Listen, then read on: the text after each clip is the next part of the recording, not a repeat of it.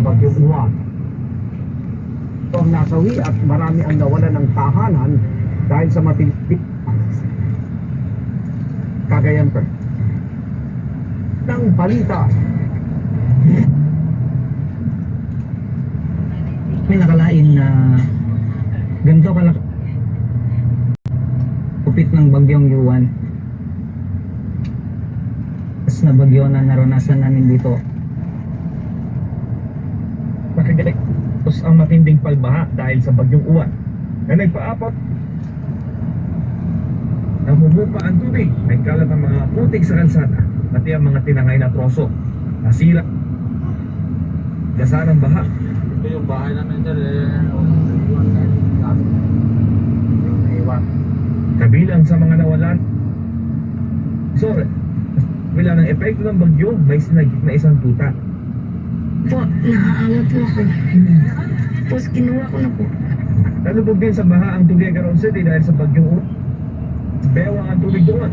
May ilang testing na bahay. Kaya ang rescuers gumamit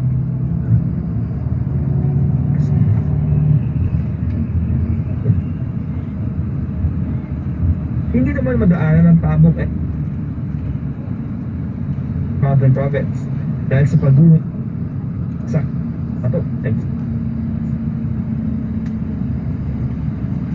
mga ganitong operasyon ipinag-buma kumpuni at malinis ng bansa ng bagyong Uwan para sa kaligtasan ng bawat residente. Matapos na fish halos sa 40 national roads ang pansamantalang hindi anan dahil sa balako at correct para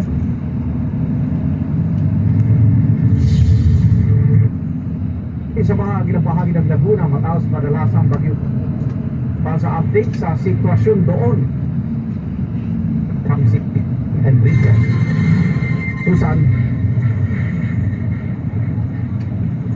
Igan ang pinanaroon na natin ay ang Barangay de la Paz dito po sa Biñan, Laguna. At kahit pa nakikita nyo, actually mainit po ang panahon ngayon. Pero itong lugar na kinalalagyan mo natin, ang tubig ho dito ay hanggang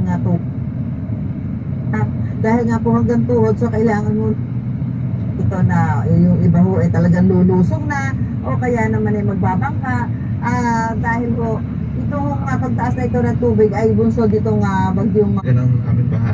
talagang tumataas pa ito. Oo. So walang katiyakan kung kailan mo ito tatanggalin itong tulay dahil ito ay malaking tulong ngayon sa mga kambayan dito sa Binyante, lahat ito nanggagaling dito sa loob ng Barangay de Yan la po Paz. yung kaloob ng ating city hall. Oo, ayan. Ito nakikita ko natin dito. Salamat sir. Nakikita ko natin ito, mga estudyante. Ito si ma'am, papasok sa trabaho ba? Nakausap nga. Ay, ayan, no? Kailangan. Ganun lang isa. Pasok sa baong-baong nila yung kanila mga sapatos. Tapos nakayabak na lang. Kabota. Hindi ko naka-wader. Sila, pero siya ba yung sakit? Ayan, ito. Ayan o, ano yung dala mo to? Ayan o, dala nila yung sapatos nila. Si mama niya. Tamet, ayan, ganyan mo yung sitwa. Baho, papasok na sila sa sitwasyon dito na ay yung medyo mataas na ho. Wala silang choice. Lumusong dito sa tubig na ito. At lagay nila mga isang buwan lang doon. Kalungkot nga lang mo niyan, hindi mo nila yung ganitong sitwasyon. Strap na balik-balik para lang maihatid yung mga nanggagaling dito sa loob nitong Barangay de la Paz, yung mga sadya at so sa trabaho. Maayos, hindi mo mabasa. Karamihan sa kanila medyo madumi yung tubig dito dahil galing mo dyan sa ilog yung tubig baha yan yun ho yung ano lang ho natin dito yung kaluluwa baka naman ho kaya importante nila yung mga tamang para makaiwas sa mga karamdamang maaari sa tubig baha ng wala mga paa. Mula po rito muna, back to studio po tayo. Uy, dahan. Dulas eh.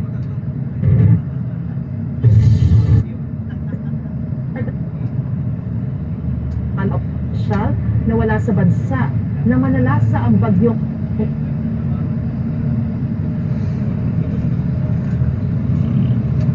album yan sila pa Europa kahit paparating ang bagyong Pino. Narito po ang aking unang nagsampa sa dasa ng abogado Tito Anyora 5th District Representative Joe Frasco, Liloan Mayor Al Joe Frasco, Katmon Mayor Avis Ginoo, Francisco Mayor Alfredo Aquiliano Jr., Todela Mayor Garat Mayor Manu Compostela Mayor Felix Jorquinho. Ayun na kahit napaparat ang isinla paglabag sa RA 13 na anti-graft at A 6713 o conduct and ethical standard official RA a local government at RA 10121 of Philippine Disaster Risk Reduction and Management Act. I'm not in any manner connected to any politicians. I filed this on my own judgments because I've seen the incompetence of these public officials, and it is like, you know, I mourn with all of the victims of these typhoons. If these local chief executives are just present during the typhoon, I would not have filed this case. There is dereliction. Pahayag naman ni Congressman Frasco, ang reklamo raw ay pamali-maling paniniwala. Authorized official mission dahil sa London, bilang bahagi ng delegasyon ng World Travel Market at aprobado ng House Speaker sa pamamagitan ng Secretary General. Nang gumawa ng hakbang para ng Cebu Governor ang travel authority ng iba pang opisyal. Subukan pa ng GMA Integrated News na makuha ang panig ng iba ang Department of the Interior and Local Government o DILG.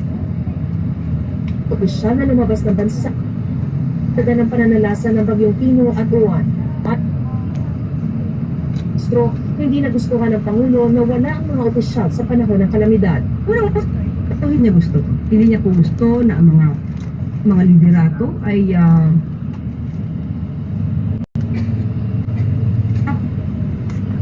baho ay para sa taong bayan. Nasa mga ganitong klaseng hindi pwedeng sabihin lang na chill lang palagi. Trabaho, hindi bakasyon. Ito ang unang niyo.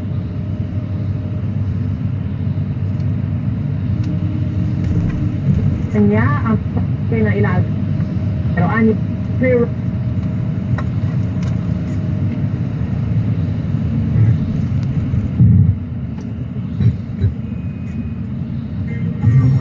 Inaasahang papasok po muli